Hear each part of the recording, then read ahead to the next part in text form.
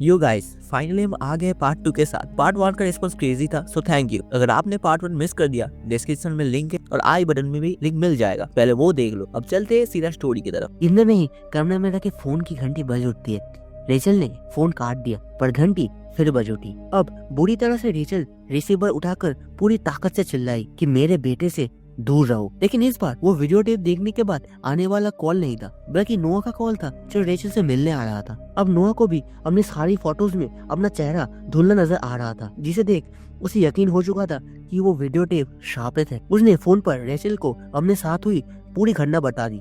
तभी रेचल ने रोते हुए उसे बताया कि हमारा बेटे एडन ने भी वो वीडियो टेप देख लिया है। ये सुन के नोआ भी बेचैन हो उठता है। अब मौत एडन के सर पर भी मंडरा रही थी, इसलिए रेचल का जल्द से जल्द उस वीडियो टेप का राज से पर्दा उठाना जरूरी था। इसके लिए रेचल ने मॉस्को आइलैंड में मौजूद एना के हॉर्स फार्म पर जाने का फैसला कर लिया। अगले दिन मॉस्को आइलैंड जाने से पहले रेचल एडन को अपनी बहन के घर पर छोड़ने आई। उसी वक्त कार में बैठा एडन एक घर की ड्राइंग बना रहा था। एडन ने रेचल को बताया कि वो ये ड्राइंग रेचल के लिए बना रहा था। एडन ने ड्राइंग कंप्लीट करके रेचल को दे दी। इसके बाद रेचल एडन को अपनी बहन के पास छोड़कर नोआ के साथ सी पोर्ट के लिए निकल पड़ी। रास्ते में रेचल ने एना मॉर्गन पर किए अपने रिसर्च की सारी जानकारी नोआ को दी। जब तक मैं एना मॉर्गन के फार्म हाउस से वापस आऊँ तो उस साइकेट्रिक हॉस्पिटल में जाओ जहाँ एना की इलाज चल रही थी। वहाँ से तुम एना मॉर्गन का रिकॉर्ड हासिल करने की कोशिश करो। इसके बाद नोआ रेचल को मॉस्को आइलैंड जाने वाली शिप पर चढ़ाकर हॉस्पिटल की तरफ निकल गया। शिप पर सफर के दौरान रेचल ने एना मॉर्गन की फाइल को फिर से रिवीजन किया। तभी उसकी नजर एक न्यूज पर पड़ी जिसमें एना मॉर्गन का बेटी का जिक्र था। रेचल को ये जानकर आश्चर्य हुआ कि एना मॉर्गन की कोई बेटी नहीं थी। तभी रेचल को अपने सामने में दिखी उस भयानक लड़की का ख्याल आया। उसे शक हुआ कि कहीं वो लड़की एना की बेटी तो नहीं है। तभी रेचल की नजर उस शिप पर मौजूद एक कंटेनर पर गई। रेचल ने उस कंटेनर के पास जाकर देखा तो उसके अंदर एक घोड़ा बंधा हुआ था। रेचल को देखकर अचानक ही वो घोड़ा पागल सा हो गया और चेन तोड़कर कंटेनर से बाहर भाग निकला। लोगों ने उसे पकड़ने की कोशिश की, लेकिन वो बेकाबू घोड़ा भागते हुए सीधा जाकर समुद्र में कूद गया। शिप उसके ऊपर से गुजर गया और उस घोड़े के खून से समुद्र का पानी लाल हो गया। इस खौफनाक अनुभव के बाद आखिर रेचल एना मॉर्गन के पते पर पहुंच गई। वहाँ उसकी मुलाकात एना के पति रिचर्ड मॉर्गन से हुई। रेचल ने रिचर्ड को बताया कि वो एक जर्नलिस्ट है और रिचर्ड की गुजरी जिंदगी पर एक स्टोरी लिखना चाहती है। बातों ही बातों में रेचल ने रिचर्ड से उसकी बेटी और उस वीडियो टेप के बारे में जानकारी लेने की कोशिश की, लेकिन उसे सुनकर रिचर्ड गुस्से में आ गया। उसने चिल्लाते हुए कहा, मेरी कोई बेटी नहीं है। इसके बाद रेचल के किसी भी सवाल का जवाब ना देकर रिचर्ड ने उसे बाहर का रास्ता दिखा दिया। रेचल रिचर्ड का घर से बाहर निकल आई। तभी उसने घर के एक्सटीरियर पर गौर किया। उस घर का एक्सटीरियर एडन की ड्राइंग में बने घर से हुबहू मेल खाता है। उसने बैग से वो ड्राइंग निकाली, वही घर था। इस घर के बाहर मौजूद झूला भी एडन ने अपनी ड्राइंग में बनाया था। साथ ही एडन की ड्राइंग में कुछ घोड़े और एक आदमी और एक औरत और एक बच्ची भी थी। उस बच्ची का चेहरा उसके बालों से ढका हुआ था, ठीक उसी भयानक बच्ची की तरह जो रेचल को अपने सामने में नजर आई थी। ये देख के रेचल एडन को तुरंत फोन करके पूछा कि ये जो ड्राइंग तुमने बनाई है, क्या तुमने ये सब पहले कहीं देखा है? इस बार एडन ने कहा, नहीं, मुझे ये सब वो छोटी लड़की दिखाती है, उसने मुझे ये ड्राइंग बनाने को कहा है। ये सुनकर रेचल समझ गई कि एडन उस सामने वाली लड़की की बात कर रहा है। रेचल ने पूछा, क्या उसने तुम्हें घोड़े भी दिखाया है? एडन बोला, वो कहती है उसे घोड़ों और अस्तबल से नफरत है क्योंकि घोड़े उसे सोने नहीं देते। इस बार से रेचल पूछा, तुम्हें पता है वो लड़की कहाँ रहती है? एडन ने जवाब दिया, उस लड़की ने उसे एक अंधेरी जगह दिखाई थी, वहाँ वो रहती है, लेकिन वो जगह कहाँ है ये मैं नहीं जानता। इसके बाद रेचल उस आइलैंड पर रहने वाली एक लोकल डॉक्टर से मिली, जिसने कुछ समय तक एना की दिमागी इलाज किया था। रेचल ने जब डॉक्टर से एना और उसकी बेटी के बारे में पूछा तो उस डॉक्टर का चेहरा भी एक पल के लिए खौफ से भर गया। कुछ पल खामोश रहने के बाद डॉक्टर ने रेचल को बताया, शोहरत और पैसा होने के बावजूद एना खुश नहीं थी क्योंकि वो कभी माँ बन नहीं सकती थी। इस वजह से वो अक्सर डिप्रेशन में रहती थी। फिर एक दिन रिचर्ड इस आइलैंड से कहीं बाहर चले गए। जब वो वापस आया तो उनके साथ एक छोटी बच्ची थी। उन्होंने उस बच्ची को गोद लिया था जिसका नाम था समारा। डॉक्टर ने आगे बताया, समारा के आने के बाद एना खुश रहने लगी थी, लेकिन उसकी ये खुशी ज्यादा दिनों तक नहीं टिकी। कुछ ही दिन बाद एना इलाज के लिए मेरे पास आई। वो एक दिमागी बीमारी से जूझ रही थी। उसने बताई कि उसे लूसिन सेंस होते हैं, उसे अपने आसपास भयानक दृश्य नजर आते हैं और ऐसा तभी होता है जब समारा उसके आसपास होती है। मैं अंधविश्वासी नहीं हूँ, पर उस वक्त एना के साथ जो हो रहा था उसे विज्ञान के नजरिए में समझना मुश्किल था। एना के दिमाग में भयानक दृश्य समारा ही डालती थी। मैंने समारा का भी इलाज किया था, उसने कोई फिजिकल डिसेबिलिटी नहीं थी। उसके आने से आइलैंड पर जैसे कोई श्राप लग गया। लोग दिन ब दिन बीमार होने लगे थे। समारा जहाँ भी होती थी वहाँ कुछ न कुछ भयानक होता था। यहाँ तक कि एना के घोड़े भी पागल हो गए थे। वो अपने आप समुद्र में कूदकर अपनी जान देते थे। तब मैंने समारा और एना दोनों को ही एक साइकियाट्रिक हॉस्पिटल में भिजवा दिया था। समारा जब से इस आइलैंड से गई है तब से इस आइलैंड खुशहाली है। डॉक्टर से समारा के बारे में ये सुनकर रैचल हैरान थी। इसी दौरान नोआ चोरी छुप के साइकियाट्रिक हॉस्पिटल के रिकॉर्ड रूम में पहुंच चुका था, जहां किसी समय एना और समारा भर्ती रहती थी। रिकॉर्ड रूम में थोड़ी मशक्कत के बाद नोआ को एना की फाइल मिल गई। नोरा वो फाइल को लेकर उलट पुलट कर रहा था, पर तभी उसमें रखा एक लिफाफा नीचे गिर गया और उसके अंदर से कुछ एक्सरे रिपोर्ट्स बाहर निकल आए। नोआ ने जब उन एक्सरे रिपोर्ट्स को देखा तो वो दंग रह गया, क्योंकि उन रिपोर्ट्स में इंसानों के अंदरूनी अंगों की जगह कुछ अजीबोगरीब चित्र थे, वैसे ही जैसे उस वीडियो टेप में होते थे। जैसे कि समुद्र में तैरता एक लड़की का घोड़ा, कब्र में दफन एक लड़की जिसे शरीर में बहुत इंजेक्शन लगे थे और एक जलता हुआ पेड़। नोआ ने देखा कि उस लिफाफे में समारा का नाम लिखा था, यानी कि वो समारा की मेडिकल रिपोर्ट्स थी। उन रिपोर्ट्स को पढ़कर नोआ को पता चला कि समारा के अंदर एक फिजिकल एबिलिटी थी। इसे प्रोडक्टिव थर्मोलॉजी या फोटोग्राफी भी कहा जाता है। इस एबिलिटी की मदद से समारा अपने दिमाग में आने वाले किसी की इमेज या दृश्य को बना सकता है। बस इतना ही नहीं, इस एबिलिटी से वो अपने दिमाग में आने वाले दृश्य को किसी दूसरे इंसान को भी दिखा सकती थी, जिसके लिए वो उस दृश्य को उस इंसान की आंखों में रेटिना के सामने प्रोजेक्ट करती थी।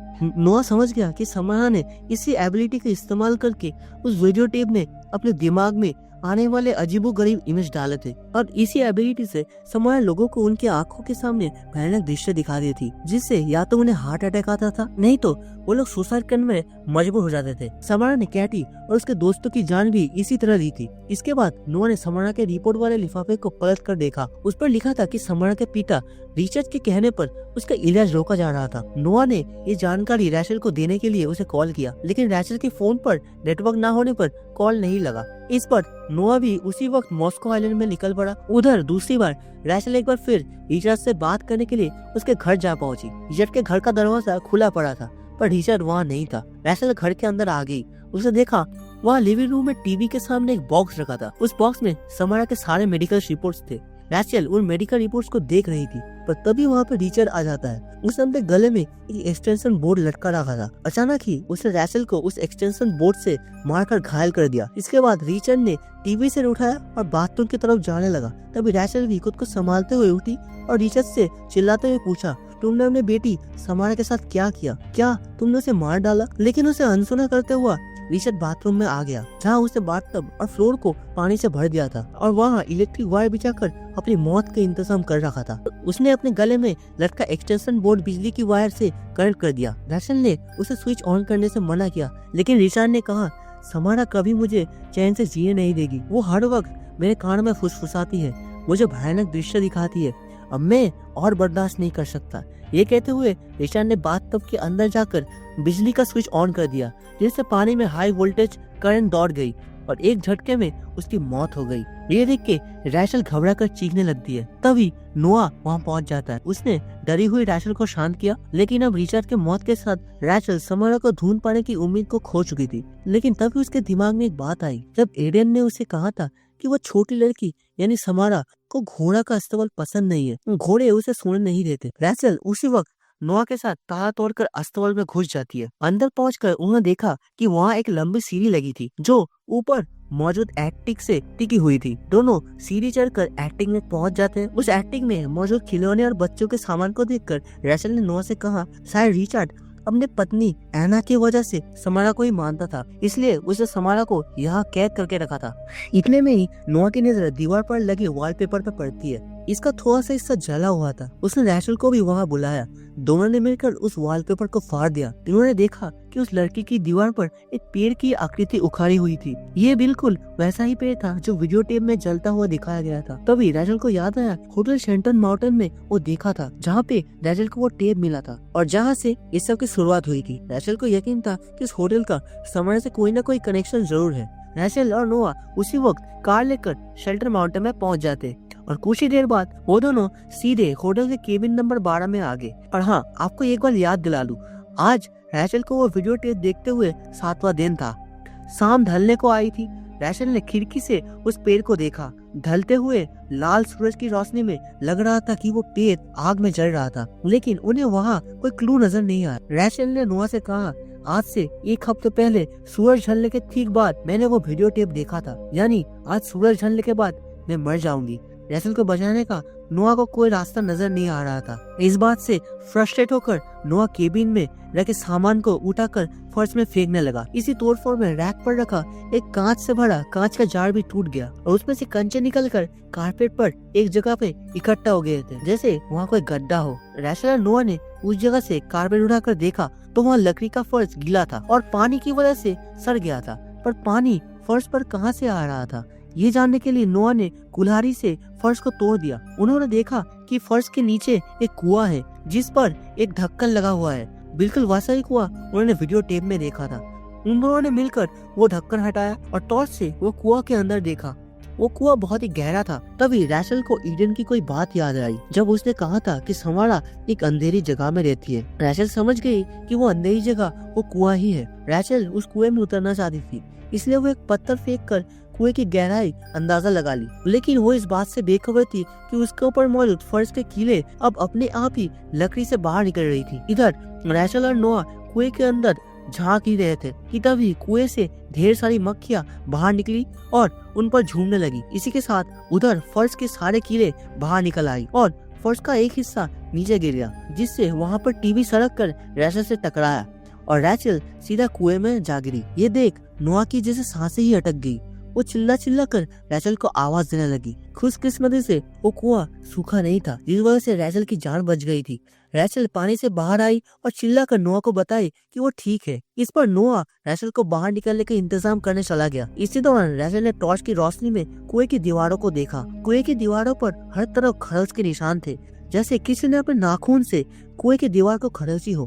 तभी रैचल को दीवार पर किसी का टूटा हुआ नाखून मिलता है। रैचल उस नाखून को देख ही रही थी कि तभी कुएं का ढक्कन अपने आप ही बंद हो जाती है। रैचल घबरा गई। इतने में ही पानी में उसे कुछ महसूस होता है। उसने जब पानी में अपना हाथ डाला तो उसके हाथ में किसी का बाल आए थे। अगला ही पल अचानक पानी से एक हाथ बाहर निकला और उसके कलाई को दबोच लिया। इसी के साथ रैचल को अपने दिमाग में एक दृश्य नजर आया। उसने समारा को देखा जो उसे कुएं के पास खड़ी थी। ये गुजरे जमाने की वो घटना थी जब समारा और उसकी माँ एना साइकेट्रिक हॉस्पिटल से वापस घर लौट आई थी।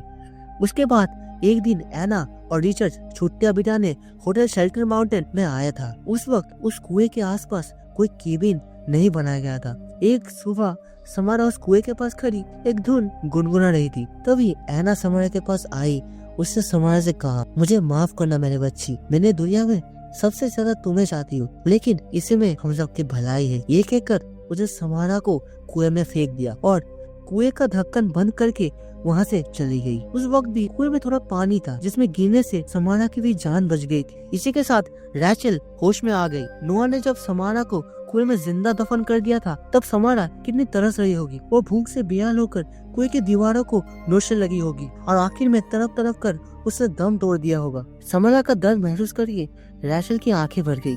तभी रैचल ने देखा कि उसकी कलाई पर समारा का जो हाथों का निशान था वो अपने आप ही मिट गया। अगला ही पल समारा की लाश पानी से ऊपर आ गई और देखते ही देखते कंकाल में बदल गई, जैसे उसकी आत्मा को आज मुक्ति मिली हो। इस दौरान उधर नोआ ने पुलिस को वहाँ बुला लिया था। उन्होंने रैचल को सही सलामत कुएं से बाहर निकाल लिया। रैचल ने नोआ और पुलिस को समारा की सारी कहानी बता दी, जिसके बाद पुलिस ने समारा की लाश को भी कुएं से बाहर निकाला। नोआ ने रैचल को बताया कि पुलिस पोस्टमार्टम के बाद अगले हफ्ते समारा की लाश को दफना देगी। इसके बाद रैचल ने नोआ से कहा, समारा बस ये चाहती थी कि उसकी कहानी हमें पता चले और उसके साथ इंसाफ हो। समारा को मुक्ति मिल चुकी है और हम सब सेफ है, सुरक्षित है। इस पर नोआ ने रैचल से पूछा, आखिर कुएं में गिरने के बाद समारा कितने दिनों तक जिंदा रही होगी? रैचल ने जवाब दिया, 7 दिन। ऐसे हालातों में कोई 7 दिन ही जिंदा रह सकता है। यही वजह थी कि समारा के श्राप से लोगों की 7 दिन में मौत हो जाती थी। फिर रैचल और नोआ वहाँ से चले आए। नोआ ने रैचल और एडन को उनके घर छोड़कर अपने घर लौट आया। उस वक्त एडन सो रहा था। अगली सुबह जब एडन नींद से जागा तो उसने रैचल से पूछा, वो लड़की का क्या हुआ? क्या वो अब भी अंधेरी जगह पर है? रैचल ने कहा, नहीं, अब सब ठीक है, हमने उसे कुएं से बाहर निकाल दिया है, अब उसे मुक्ति मिल गई है। ये सुनकर एडन घबराकर उठ बैठा। उसने रैचल से कहा, आपने ये क्या किया? क्या आप समझ नहीं पाई? वो अब तक उस कुएं में कैद थी, आपने उसे आजाद कर दिया। ईडन के इतना कहते ही रैचल की निगाह उसकी बाह पर पड़ी। रैचल ने देखा कि ईडन की बाह पर भी समारा का हाथ का निशान था। तभी अगले ही पल ईडन का नाक से खून बहने लगा। ये देख के रैचल सदमे में आ गई। दरअसल शुरुआत में तो समारा मासूम बच्ची थी, उसका अपनी शक्तियों पर पूरी काबू नहीं था, इसलिए वो ना चाहते हुए अपनी माँ और आइलैंड के दूसरे लोगों को तकलीफ पहुंचाती थी। लेकिन समारा की माँ जिस तरफ से उसे तड़पा कर मारा था, उससे समारा के अंदर की इंसानियत भी खत्म हो गई थी और उसकी नफरत ने उसे एक शैतान बना दिया था। मरने के बाद उसकी आत्मा अब तक कुएं में कैद थी और बदला लेने के लिए तड़प रही थी। वो हर एक इंसान को उसी तरह तड़पा कर मारना चाहती थी जैसे वो तड़पी थी, लेकिन वो कुएं से बाहर नहीं आ सकती थी। इसलिए उसने अपने प्रोजेक्शन थर्मोग्राफी एबिलिटी का इस्तेमाल करके शापित वीडियो टेप बनाया। जिस तरह वो 7 दिनों तक कुएं में तड़प कर मरी थी, उसी तरह वो वीडियो टेप देखने वालों को ये बताती है कि उनकी 7 दिनों में मौत हो जाएगी,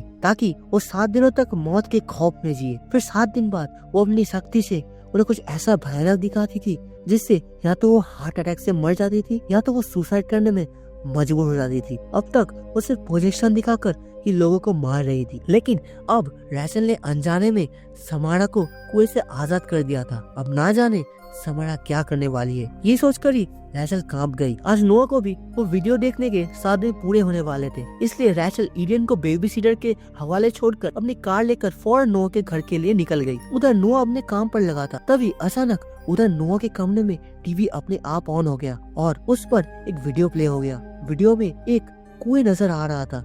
नोआ देखता है कि उस कुएं से समारा बाहर निकली और धीरे धीरे आगे की तरफ बढ़ने लगी और तभी कुछ ऐसा हुआ जिसे नोआ की रूह कांप गई। समारा रेंगती हुई टीवी सीन से बाहर निकल आई और उठकर एक नजारा नोआ की तरफ देखा। उसकी सफेद पथरीली आंखों में जिसे नफरत की आग धड़क रही थी। समारा की आंखों में एक झलक देखते ही नोआ का जैसे कलेजा मुंह में आ गया था और अगले ही पल उसकी दर्दनाक चीख उसके घर में गूंज उठी। कुछ देर बाद जब रैचल नोआ के घर पहुंची तो वो देखा कि नोआ सामने कुर्सी पर बैठा था। रैचल जब उसके पास गई तो उसका चेहरा देख रैचल डर जाती है। नोआ मर चुका था। नोआ की मौत से टूटी रैचल वापस अपने घर लौट आई और गुस्से में उस वीडियो टेप को तोड़कर उसे आग लगा दिया। लेकिन रैचल को ये समझ नहीं आ रहा था कि उसके भी तो 7 दिन पूरे हो चुके थे, पर समारा ने उसे क्यों नहीं मारा। उसने ऐसा क्या किया जो समारा ने उसे छोड़ दिया। तभी उसे याद आया कि उसने उस दिन वीडियो टेप की एक कॉपी बनाई थी और उसने नोआ को एनालिसिस करने के लिए दिया था। रैचल समझ गई कि समारा अपने वीडियो टेप को